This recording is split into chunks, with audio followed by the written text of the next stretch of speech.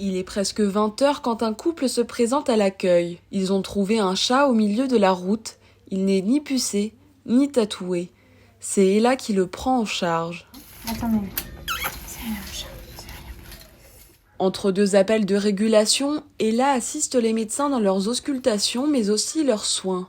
Son travail est essentiel pour le bon déroulé des prises en charge. Des fois, il y a des situations où il faut agir vraiment vite et pour autant pas se précipiter, garder son sang-froid, aimer les animaux, de la bienveillance et puis voilà. Enfin, je pense que c'est vraiment un des métiers passion. Juste à côté, un autre chat est aux soins intensifs pour lui retirer de l'air dans la cage thoracique. L'intervention dure une demi-heure. Romane, médecin, vérifie l'état du chat à l'aide d'une radio. Il y a quand même une bonne diminution du pneumothorax.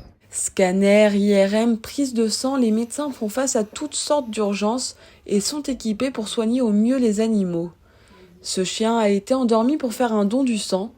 Comme pour les humains, ces interventions peuvent sauver des vies. C'est une satisfaction qui est énorme. Là, j'en ai eu un il n'y a pas longtemps qui est arrivé dans le coma.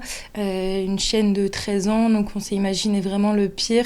On a mis en place tous les traitements et au bout de 3 jours, elle est rentrée à la maison presque en sautant pour voir ses propriétaires. Les propriétaires étaient cette fois-ci en pleurs de joie alors qu'ils sont arrivés en pleurs de tristesse. Et je pense qu'on était tous hyper heureux de voir le résultat, hyper satisfaits de nous. Le reste de la nuit est ponctué par de nouvelles arrivées. Au total, 40 animaux sont hospitalisés. Le lendemain matin, c'est l'heure des consultations de spécialistes. Chirurgiens, ophtalmologues ou encore neurologues reçoivent les animaux et posent le diagnostic. Certains maîtres font parfois des centaines de kilomètres, comme cette femme venue de Suisse pour son Jack Russell, Roy. On va le faire un petit peu danser. Tu me montres ? Ouais.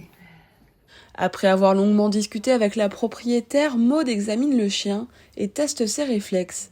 Pour faire ce métier, elle a fait 11 ans d'études. Arrivée en octobre, elle s'épanouit dans ce centre où elle peut pleinement exercer son métier.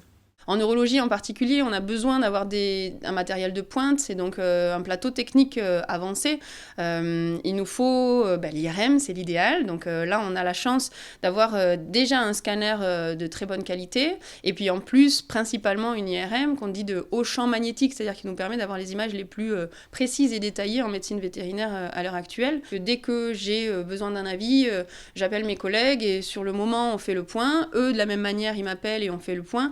Et donc ça permet d'avoir cette approche multidisciplinaire qui évite de dire là on a besoin de vous référer là pour aller voir ci, pour aller voir ça, et au final les gens se parlent jamais vraiment. Donc là on a tout sur place et on avance beaucoup plus vite dans le diagnostic.